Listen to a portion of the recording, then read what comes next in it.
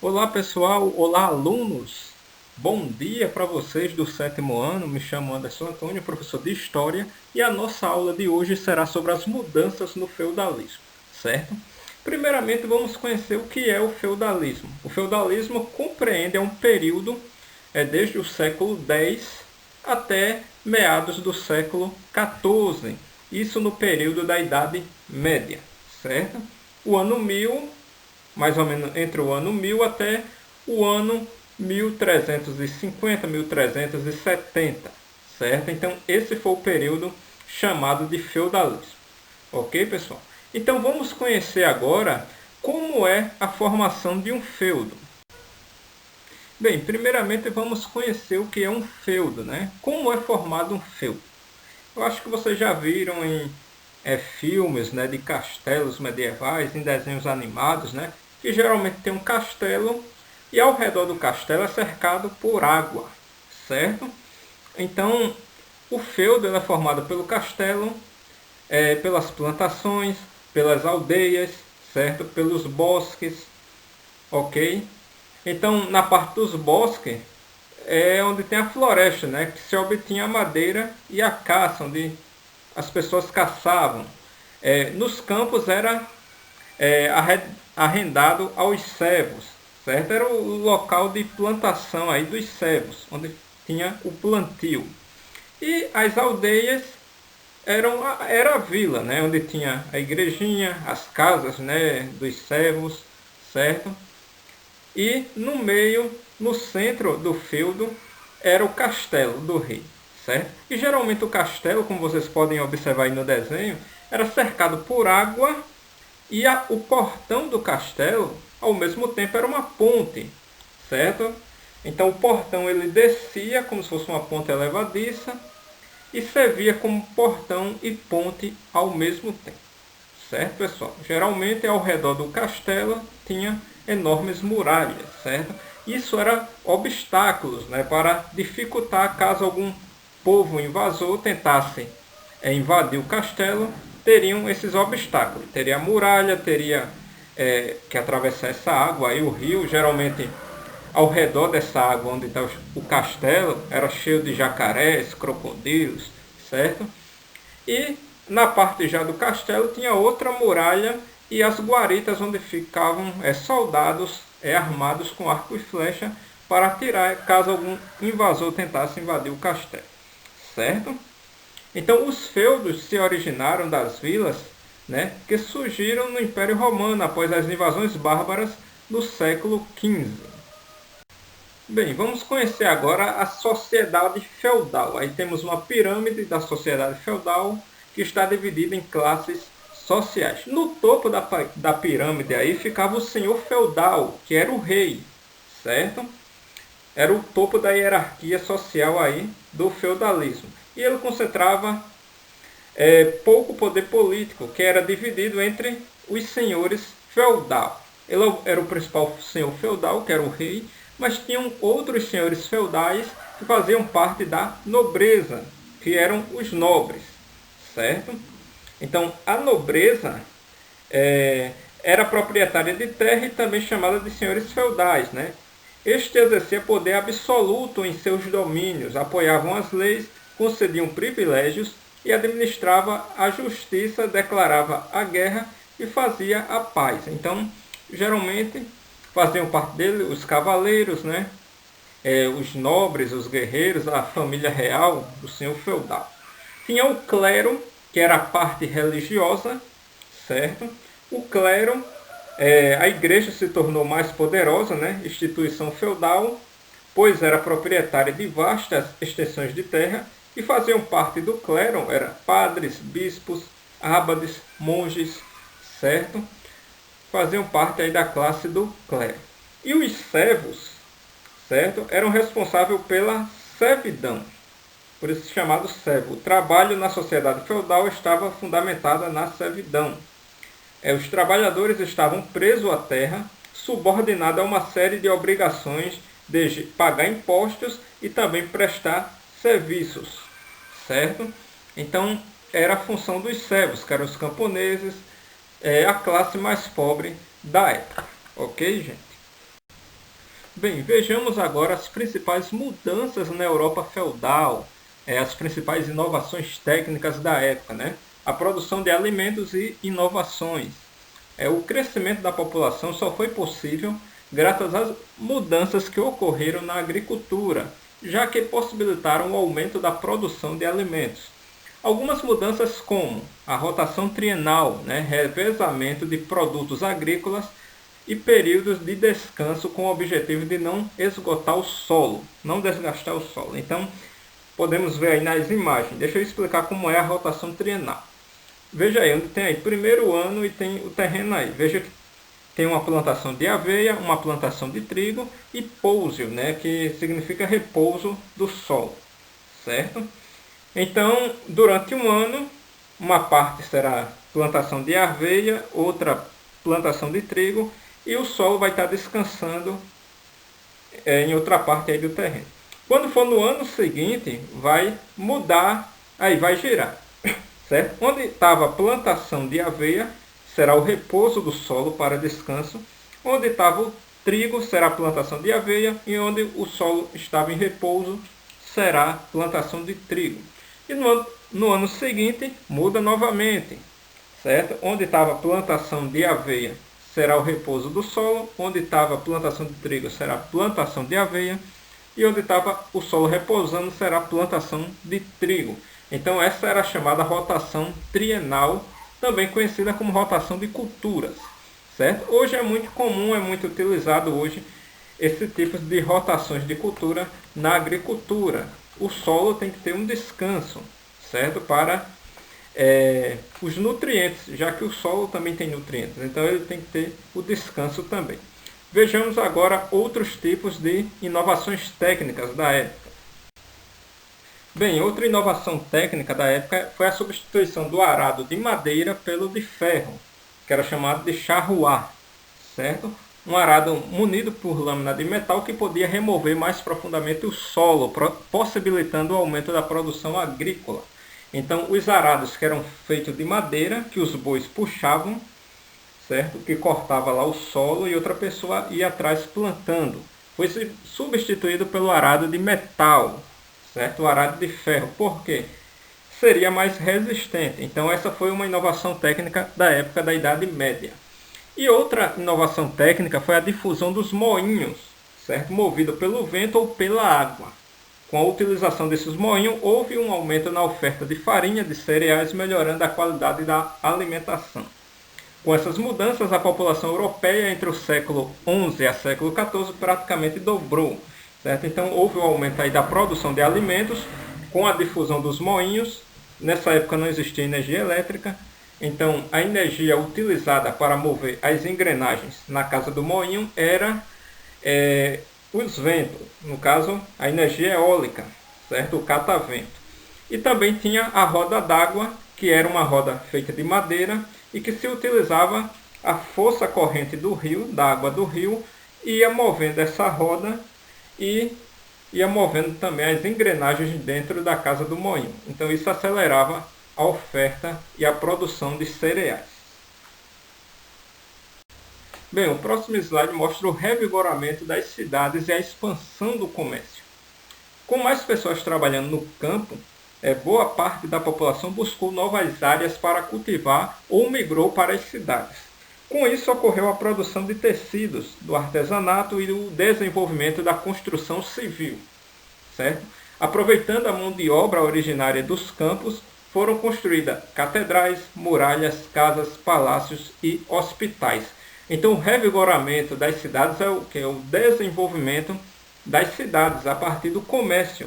E o comércio se expandiu, né? Deixou de ser apenas local naquela cidade e começou a se espalhar por outras cidades, certo? Então a expansão do comércio e o desenvolvimento das cidades, certo? Nessa época também surgiu a chamada ampliação do comércio com os burgueses e as corporações de ofício, certo? Com o aumento da população nas cidades, houve também uma intensificação da atividade comercial. O uso da moeda começou a ser constante, já que era muito mais simples para realizar as trocas. já que o comércio passava a ter maior importância. Várias pessoas passam a vender produtos trazidos de outros lugares ou a fabricar seus próprios produtos. É aí que surgem os burgueses, que eram os comerciantes na época, e as corporações de ofício, no caso, quem era artesão, o ofício de sapateiro, de padeiro, certo? Então, vamos lá, o sapateiro, ele produzia seu próprio sapato, ele mesmo fabricava e vendia. E geralmente tinha um mestre de ofício, que era como se fosse o professor para ensinar o aprendiz, né, que estava lá aprendendo a fabricação lá do sapato. A mesma coisa na padaria, um padeiro, certo? Ou artesão. Então, isso aí era chamado de corporações de ofício. E as cidades foram se desenvolvendo. Então, esse desenvolvimento das cidades saiu da Europa, não ficou só na Europa, se espalhou por outras áreas, por outros continentes, chegando a culturas do Oriente, no caso do Oriente Médio, né? E também Índia e China. Então, eles tiveram uma ligação agora com a Europa, uma ligação comercial. Isso aconteceu também a partir das cruzadas. O que eram as cruzadas? Expedições militares entre o ano 1096 a 1270, organizada pela Igreja Católica, né, com o objetivo de reconquistar a Terra Santa. Então, as cruzadas foram responsáveis pela retomada do controle dos europeus no mar Mediterrâneo. Então, o que aconteceu? Os turcos de religião muçulmana, eles invadiram Jerusalém, que era a chamada Terra Santa, né? E tomaram conta daquele lugar, e expulsaram os cristãos de lá, certo? De Jerusalém. Então, a fim de reconquistar a chamada Terra Santa, o Papa Urbano II, ele proclamou que combatessem os muçulmanos turcos, né, de origem muçulmana, e expulsassem os turcos lá de Jerusalém a fim de reconquistar a chamada Terra Santa. Por isso receberam o nome de cruzadas, porque tinha o sinal da cruz como fosse assim um escudo, um distintivo nas suas armaduras, certo? E também as cruzadas, o comércio intenso pelo mar Mediterrâneo. Com isso, os cristãos eles retomaram conta e o controle do comércio no Mediterrâneo, certo? E vamos ver algumas consequências das cruzadas, né? O fracasso do ponto de vista religioso, o restabelecimento das relações mercantis entre Europa, África e Ásia, certo? Ainda continuou o comércio mercantil entre esses três continentes, a reabertura do Mediterrâneo ao comércio internacional, a influência oriental dos costumes na Europa. Então, os europeus iam vender seus produtos lá no Oriente Médio, né, na Índia, na China, e em troca eles traziam mercadorias de lá. No caso da Índia, as especiarias das Índias, né, pimenta do reino, açafrão, né, noz. Então, eram as especiarias das Índias. Na China, o tecido de seda, do bicho da seda, né? Trouxeram também esse produto chinês para a Europa. E do Oriente Médio, os tapetes, que é muito comum a cultura da confecção de tapete ali no Oriente Médio, onde fica a Arábia Saudita, certo? O cultivo de novos produtos agrícolas e o declínio da servidão. Então, essas foram as consequências das cruzadas. Bem, esse slide mostra sobre o conhecimento e a arte, certo? O revigoramento do comércio e das cidades, ocorrido a partir do século IX, impulsionou o conhecimento e a arte, a importância do cálculo para a burguesia, que eram os comerciantes ricos da época. O aumento das trocas culturais entre as pessoas de diferentes regiões. Tudo favoreceu o avanço da ciência e a criação das universidades. Então foram criadas as universidades na época, certo? Já que muitas pessoas não eram letradas. Então esse foi o conhecimento e a arte da época da Idade Média. Bem, durante aí o início do século XIV, houve a chamada crise do feudalismo na Europa. A oferta de alimentos tornou-se insuficiente para atender a população. Ocorreram chuvas torrenciais, seguida de má colheitas e áreas agrícolas. Isso explica uma crise de fome que ocorreu na Europa entre os anos 1315 e 1317. Além disso, as condições de higiene na Europa eram péssimas. Lixos das casas eram lançados nas ruas, não havia serviços de coleta, não havia encanamento nem esgotos, não havia saneamento básico. Isso ocasionou na proliferação de epidemias e doenças na época, certo? Então, nessa época não havia vacinação, a vacina foi desenvolvida praticamente no início já do século XX, então aí era século XIV, então não havia conhecimento nenhum de vacina para a cura de doenças, então quem pegasse uma doença grave na época morreria, porque não tinha cura, certo? E uma dessas epidemias graves da época foi a chamada peste negra, certo? Que é a designação que ficou conhecida durante a Idade Média, conhecida como a peste bubônica, pandemia que assolou a Europa durante o século XIV e dizimou um terço da população da época, certo? A população europeia. Então a doença era causada pela bactéria Yersinia pestis, transmitida ao ser humano através da pulga dos ratos pretos, ou outros roedores. Então o principal transmissor era a pulga desse rato preto, que contaminava os ratos, e como tinha muito lixo, ia ter muitos ratos, e consequentemente ia contaminar o ser humano, certo? Então no próximo slide a gente vai ver em relação à população europeia na época, com relação ao número de mortes, para termos uma real noção do número de mortes na Europa. Então, primeiramente vamos ver as imagens aí. Vejam aí as fotos, o que a peste negra causava, Veja aqui os dedos, aí uma foto todos pretos, Então, outras feridas que parecem queimadura, certo? Então, isso era a causa da peste negra, que causava ao ser humano. Então, muitas pessoas morriam porque não existia nenhuma vacina para tratar essa peste negra. Essa foto de cima, que tem uma pessoa vestida aí com uma capa, isso eram os médicos da época. Então, essa peste negra era altamente contagiosa. Então, os médicos, para não terem contato direto, eles vestiam essa capa, certo? Para se protegerem, e tinha essa máscara, que parece um bico de uma ave. Isso, na verdade, era uma máscara e também um chapéu. Então, ele ficava todo ali equipado, todo protegido para não pegar a doença contagiosa da peste negra e tratar os feridos. Então, se você vê bem, quase semelhante aos dias de hoje, que a gente estamos vivendo a época do coronavírus, que geralmente todo mundo com máscaras, certo? Os médicos tudo com roupão, de proteção, com máscara. Veja, na época da peste negra, que era altamente contagiosa, também já era utilizada capa e também a máscara, certo? Então vamos ver em relação à população, quanto a Europa perdeu em número de mortos. Então foram 25 milhões de pessoas mortas no continente europeu, certo?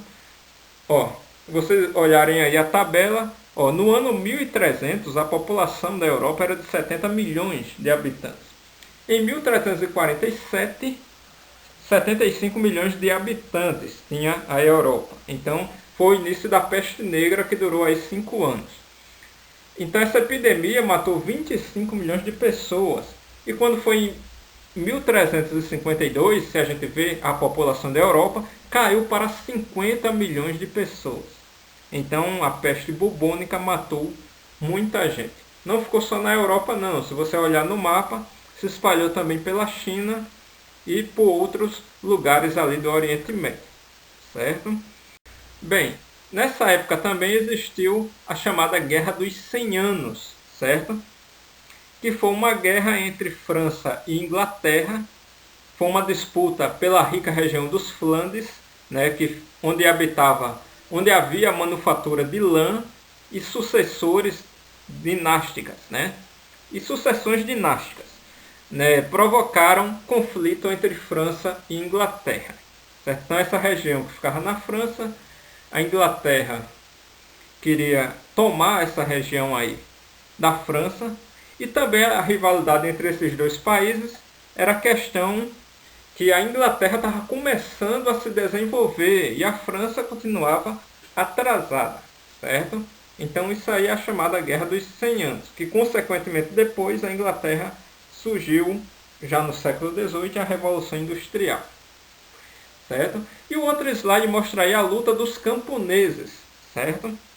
Famintos e cansados sem a proteção dos senhores feudais, né? Os camponeses deram início em 1358 às Jacqueries, certo? O que eram as Jacqueries? Revoltas que ocorreram nas regiões francesas da Picárdia e da Provença, nas áreas em torno de Paris. A expressão Jacquerie deriva de Jacques Bonhomme, né? Equivalente a João Ninguém em português, né? Apelido que os nobres deram aos camponeses para ridicularizá-los. Então é como se fosse a expressão João Ninguém, você é um Zé Ninguém, certo? Então eles utilizavam essa expressão João Ninguém, que eram pessoas geralmente de classe pobre, moravam nas ruas, certo? Camponeses, certo? Então havia essa discriminação com os jaqueriês, certo? Chamados de João Ninguém pela Altair Corte, né? Então, essas foram as lutas dos camponeses, ok, pessoal? Então, esse foi um pouco da aula sobre as mudanças na Europa feudal, sobre o feudalismo. Espero que vocês tenham gostado, certo? Eu irei passar uma atividade sobre esse assunto, vocês irão responder e depois me enviem a foto, ok, pessoal? Fiquem com Deus e até a próxima aula.